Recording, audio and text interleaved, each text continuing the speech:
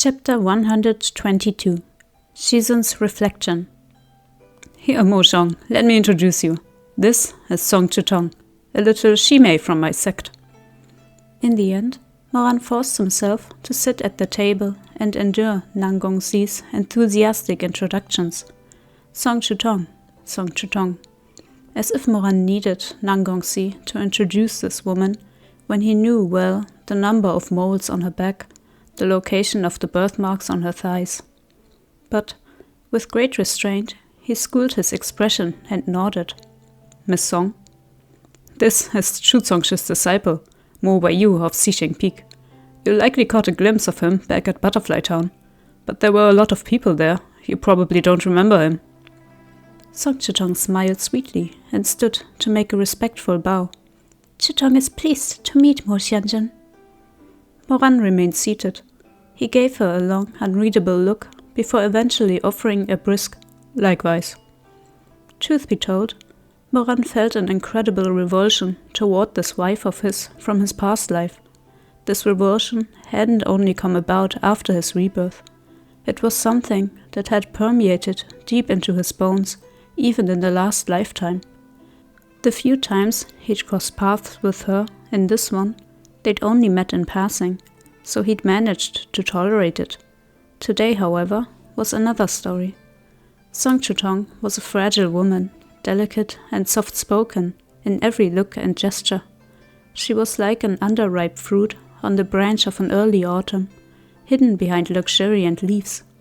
Her muted scent was less fragrant than that of the surrounding blossoms, her understated color not overly loud, but very likable. A slim yet full figure overflowing with endless gentleness and tender young love, ready to yield its sweetly tart juice at the smallest bite. Only after biting deep to the core would the dead, rotting worm within be discovered, pungent and festering, the fruit spotted with mold. But then again, compared to what Moran had done, it wasn't as if the Song Qiutong of the last lifetime had acted so abhorrently. All she had done was betray Rufeng's sect, the very sect that had saved her life. All she had done was offer up Ye Wangxi to save herself when Moran razed the city. All she had done was doll herself up as Linyi turned into mountains of corpses and oceans of blood around her, overjoyed that she had won Moran's favor and eager to serve her new master. All she had done was vilify Ye Wangxi after the massacre ended in order to prove her sincerity, pitifully weeping before Ye Wangxi's silent dead body, saying how cruel he had been, how he had tormented her daily, how miserable her life would have been if Moran hadn't come. And Moran pondered in silence. What else had she even done? Nangong Si was an impatient person. A couple of dishes were taking some time to arrive, so he went to hurry the kitchen, leaving the husband and wife of a previous life alone in the room. Nangong Si, a toast if you will. She filled his cup with a smile, revealing a glimpse of her white arm from beneath her flowing sleeves, as well as the vibrant dot of cinnabar on her wrist. Suddenly, Moran grabbed her wrist. Song Qiutong made a sound of surprise and glanced at him, fright apparent in those delicate, dew-laden eyes. Nangong Si, what are you? Moran studied her face for a while, then dropped his gaze to those fair, slender hands. You have nice hands, he said quietly, features cool and distant. Does Miss Song know how to play chess? A little bit. Hands this nice must be quite adept at chess. He continued coldly. The sound of Nangong Si's footsteps came from the outside, and his wolf began barking at the door. Pardon me. Moran let go of Song Qiutong's slender wrist. Then he carefully wiped his hand with a handkerchief. Outside, the rays of the setting sun made a brilliant splash of color upon the dusky sky. Inside, a spread of food made a sumptuous feast for a pleasant spring eve. Moran wore his usual expression, as if nothing had occurred between them at all. Song Qiutong had been denigrated for no apparent reason, but she had always been good at abiding indignities, even getting up once during the meal to refill Moran's cup. He had no wish to drink the wine she poured, and left the cup untouched for the remainder of the meal. "Moshong, the spiritual mountain competition is coming up soon," Nangong Si said. "You're Qiutong's disciple, so make sure you don't embarrass him. You ready?" "I'm not going." Nangong Si stared at him, flabbergasted. "You're kidding, right?" "I'm serious," Moran said with a laugh. "My cousin's got it covered. Every sect's gonna be there. I don't feel like crowding around with everybody." Nangong Si still didn't seem to believe him, his piercing brown eyes narrowing like those of an eagle. Moran's eyes were frank and unreserved as he returned his gaze. The eagle stared at the rock until it was satisfied that it really was only a rock, and not hiding a cunning rabbit or a sly serpent. He leaned back in his chair, twirling his chopsticks between his fingers, and grinned. "Interesting. So I won't be seeing you at the spiritual mountain competition then?" "Nope." Nangong Si put a hand to his forehead and snorted a laugh. Qiutong's disciple must really be something to snub such a prestigious competition. Bloody hell. Moran thought to himself. How was he supposed to explain this? It wasn't like he could tell Nangong Si that, no, that wasn't it. He was actually an old ghost in his 30s who had come back to life.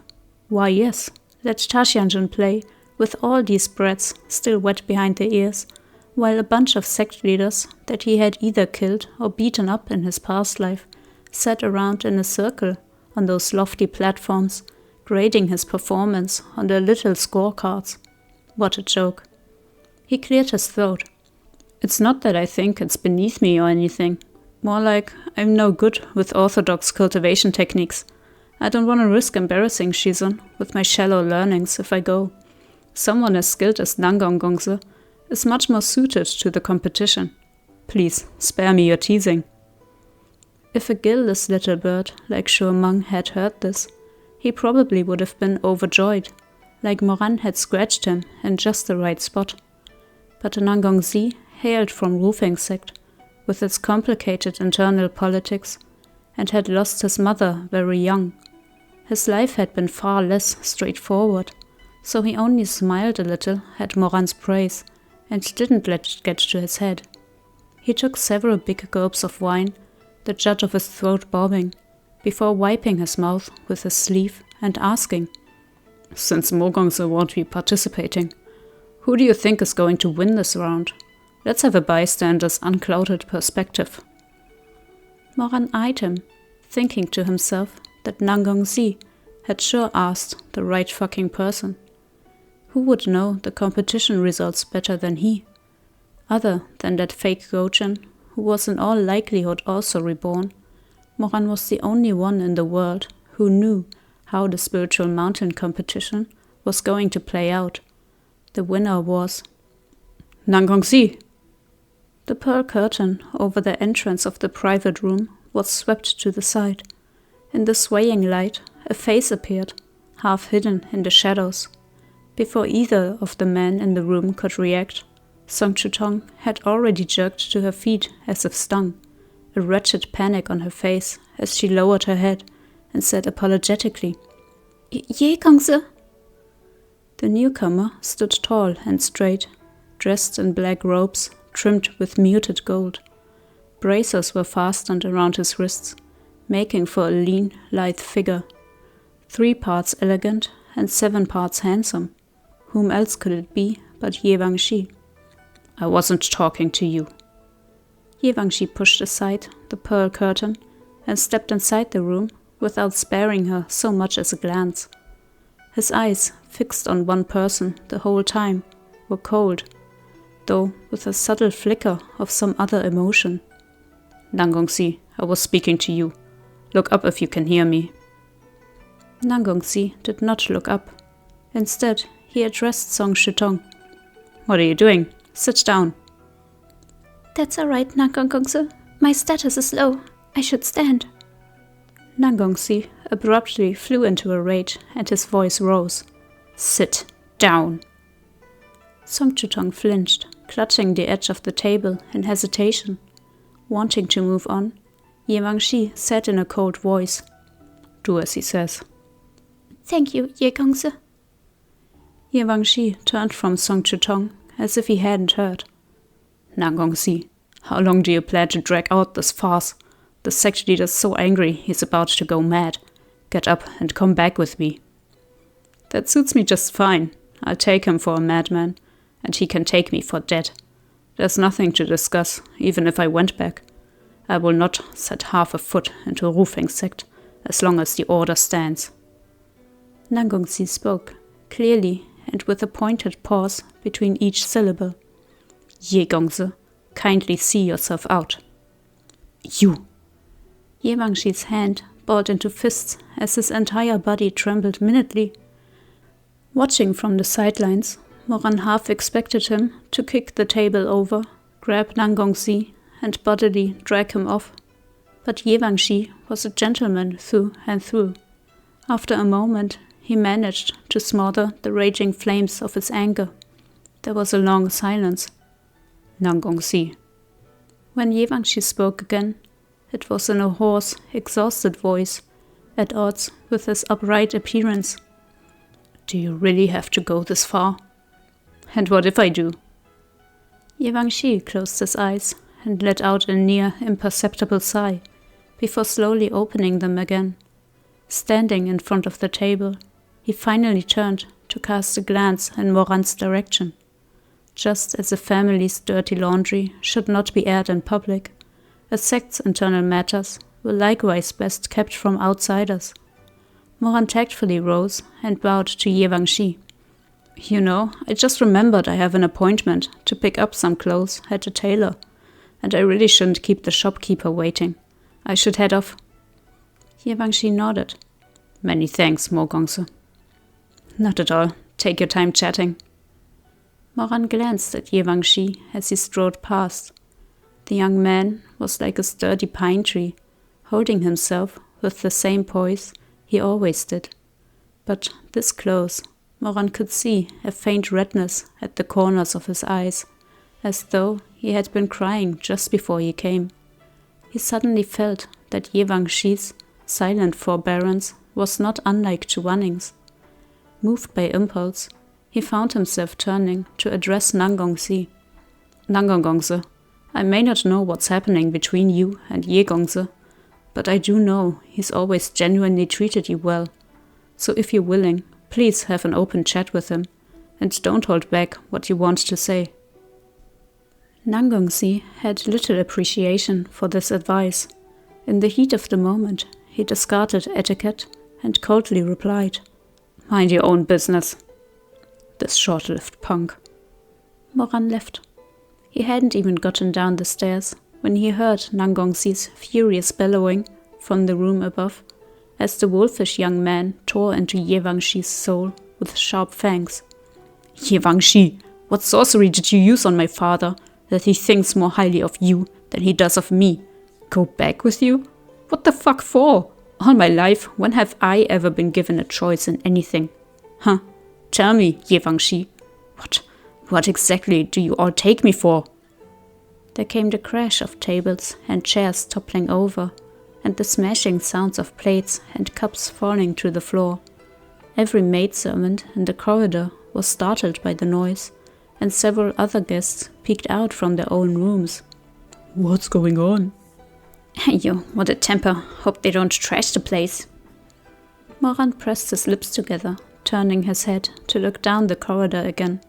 He could hear Ye Wangxi's voice, brittle and lifeless as a withered leaf in autumn.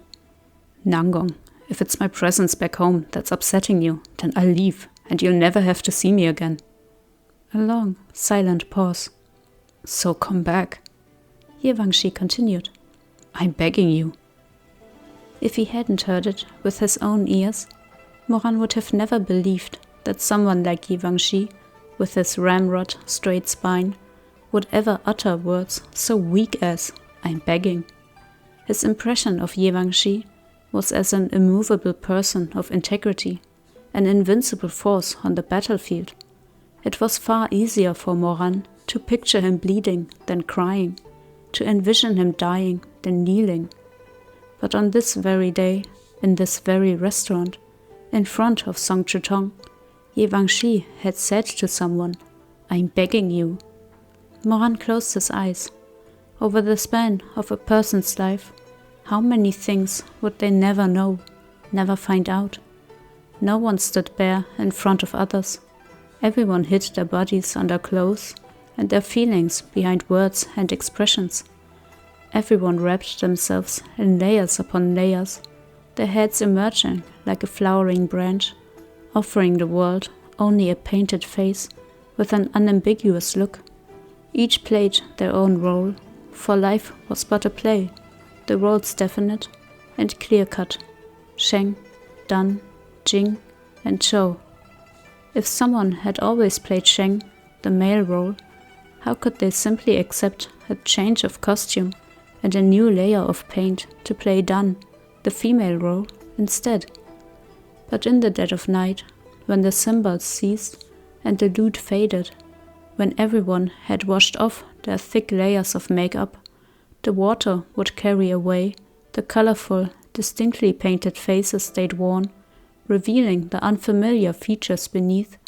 It would turn out that the stage's young lady was actually a gallant young man, and the soldier had a pair of tender, infatuated eyes. Moran returned to the small room he had been staying in, deep in thought. He had lived 2 lifetimes, but how much did he really understand people? And what of himself? Chuaning alone had been enough to make his heart blossom and then die, only to revive again. Chuaning. His thoughts drifted back to when Nangong Si had mistaken him for Chuaning earlier in the day. He had thought it funny. How did such a mix-up even happen? Yet, as he washed for bed in front of the copper mirror, he found himself staring at the reflection of someone in a simple white cultivator's robe, with his hair high in a ponytail. He had tied his hair up in a ponytail on a whim this morning. As for the robe, his clothes had begun to feel tight a few days ago, so he'd gone to the tailor to pick out a new set, and the white robe had caught his eye as he walked through the store. He'd bought it and put it on without much thought. He hadn't considered why the robe was pleasing to his eyes. Only now, while looking in the mirror, did he realize this white robe was very similar to the one Chuaning had once worn. The mirror was a dull yellow, and his past life was like a dream. Looking at the person in the mirror, Moran felt that he was looking at a fragment of Chuaning through this muddy color, a hallucination of him, muted as if in vision. The water he had not yet wiped from his face streamed down the gradually maturing lines of his jaw and dripped from his chin. Before the mirror, he vaguely recognized that, just as his holy night guardian was a clumsy imitation of Chuaning's, he himself was also clumsy, trying to imitate his Shizun. Moran had been unconsciously looking for Chuaning's shadow in the world. Unable to find him, he had instead slowly become him. Time marched on, and I, due to remorse, or perhaps something else, I couldn't see you. But always I thought what you would do if you were here. What would make you smile? What would make you mad? I thought about you before doing anything. Tried to make you proud with everything that I did. I thought, if you were here and I did this, would you not? Would you be willing to praise me a little? Say I did okay? Day after day, I thought about this, until it had permeated my very bones, become second nature. That's why, as time went on, I never even realized that as the day had passed, I'd grown into the you I held in my heart.